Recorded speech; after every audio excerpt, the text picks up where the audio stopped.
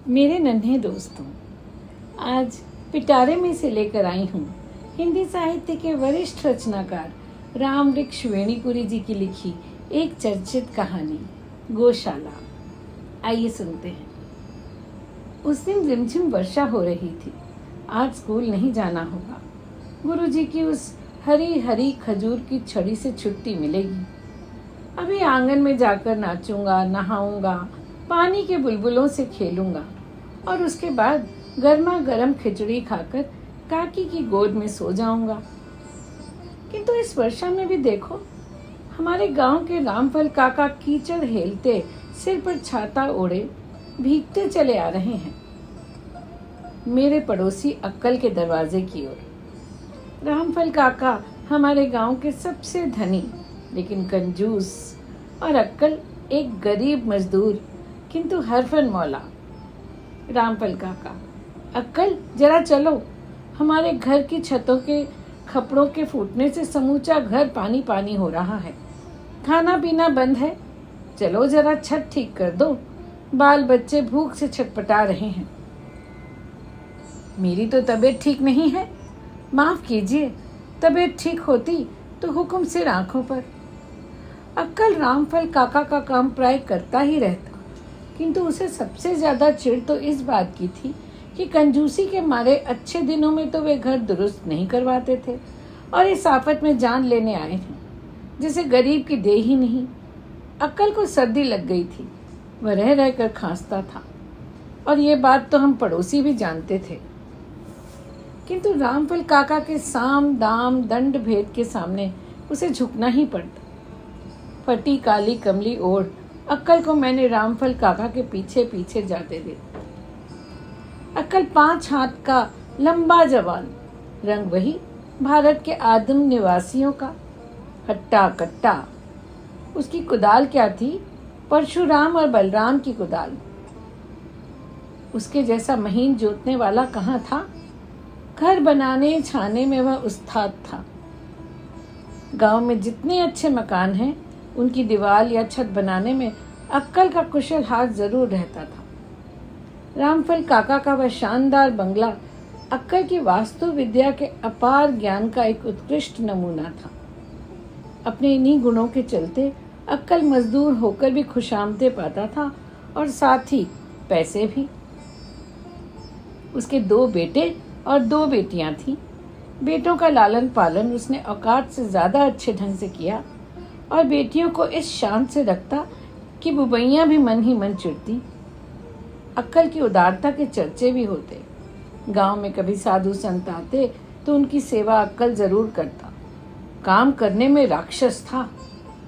उसकी आमदनी साधारण मजदूरों से कुछ ज्यादा ही थी। एक गाय भी पाल रखी थी और 2-3 बकरियां भी।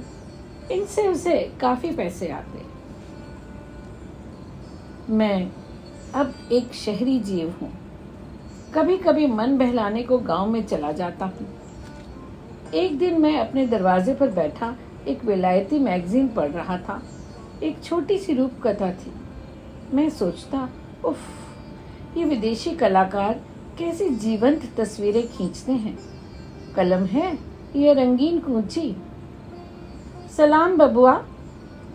आंखें न उठी। मैं कुछ पढ़ने में गर्क था या कुछ गर्क होने का स्वांग भर रहा था। कुछ उपेक्षा भी थी। दिन भर इन देहातियों के मारे परेशान जो रहता हूँ। फिर वही आवाज। मैंने आंख उठाई। एक लकुटिया और 2 सूखे पैरों के सहारे 3 टांग के जानवर सा झुका आदमी दिख पड़ा। चेहरे पर गौर किया। काले चेहरे का सफेद सफेद बालों के ठूठ और भयानक बना रहे थे। गर्दन लगातार हिल रही थी। मैं हूँ बबुआ, अक्कल। मैं चौंक पड़ा। क्या वही अक्कल आज ऐसा हो गया है? बेचारा अक्कल अब भीख मांगता है। जिसने गांव भर को घर दिया, आज वह बेघर बार का है। एक बच्चा जाता रहा, दूसरा शादी होते ही ससुराल चल दिया। बेटियां तो पराये की होती हैं। अपनी प्यारी बुधनी भी चल बसी है। कोई काम धाम उससे बन पड़ता नहीं।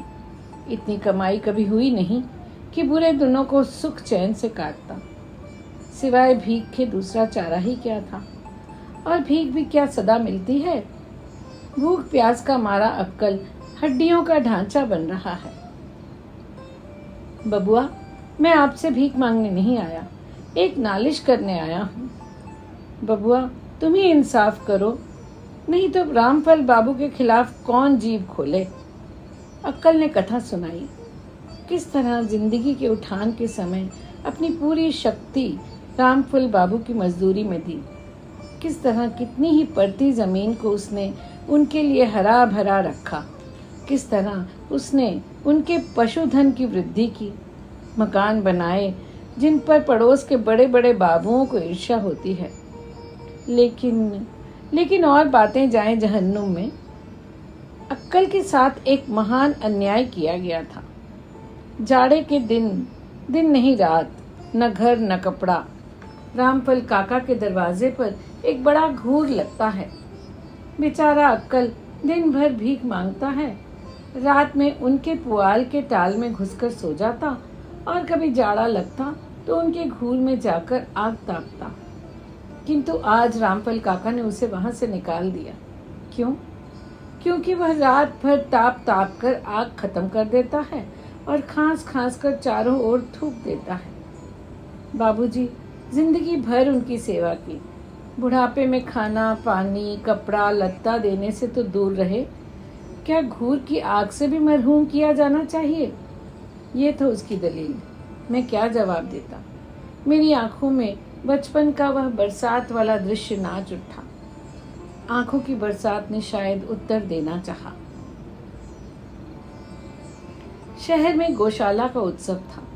मैं उसमें शामिल होकर अपने गांव की ओर जा रहा था। मुझे खुशी हो रही थी। गौशाला के संबंध में मेरे गांव की भी चर्चा हुई थी। रामफल काका ने 2 गाड़ी पुआल गौशाले के लिए दिया था। गौशाला के मंत्री ने इसका उल्लेख किया था। गौशाला बूढ़ी अपाहिज गायों बैलों की रक्षा के लिए बनवाया गया था। कितना सुंदर प्रबंध, और होना चाहिए भी। भला जिन गांवों ने हमें जिंदगी भर दूध और बछड़े दिए, जिन बैलों ने अपनी हड्डियां घुलाकर जमीन को जरखेत बनाया, अन्न की रोटियां दी, उनके बुढ़ापे का कोई प्रबंध तो होना ही चाहिए।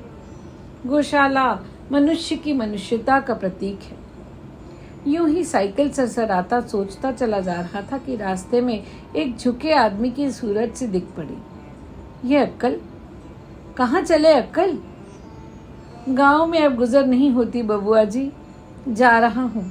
मांग मांग कर खाऊंगा और राम नाम लेते। अक्कल की आंखों में बड़े बड़े बिल्लौरी दाने गिर रहे थे। वे धसी आंखें मानो चिर संचित मुक्ताओं को उगल रही थीं। अक्कल अपने गांव को सदा के लिए छोड़कर जा रहा है। कहाँ? जहाँ कहीं भी उसे पेट के खड्डे को भरने के लिए 1 मुट्ठी अनाज मिल जाए और इस शरीर के लिए 3 हाथ जमीन मिल जाए। मनुष्य ने बूढ़े पशुओं के लिए गौशालाएं बनवाई, किंतु बूढ़े मनुष्य के लिए?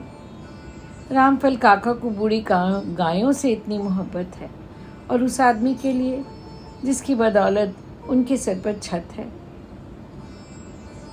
ये प्रश्न मेरी आंखों के आगे नाच रहा था। तो बच्चों, ये थी कहानी गौशाला। आप विचार करें कि इसमें समाज की किस विडंबना को दर्शाने का प्रयास लेखक ने किया है। क्या हमारा इस समस्या के समाधान के लिए कदम उठाने का कोई कर्तव्य बनता है? सोचें। जल्दी ही मिलेंगे एक नई कहानी के साथ। धन्यवाद।